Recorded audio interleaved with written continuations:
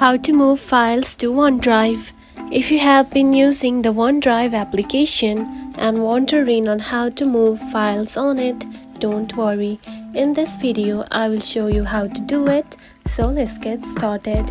First of all, open the Files application on your mobile phone, just like this. After opening it, you will find something like this on your home screen. Now locate the file that you want to move to OneDrive, just like this. Then keep on tapping onto the file, and then here you can find Move. Tap on it, then tap on to Browse right here. Then here you can find OneDrive. Now select it, then tap on to Turn On.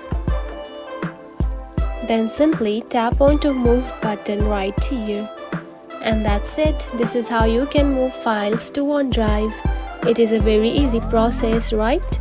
If you found this video helpful, don't forget to like and subscribe for more tips.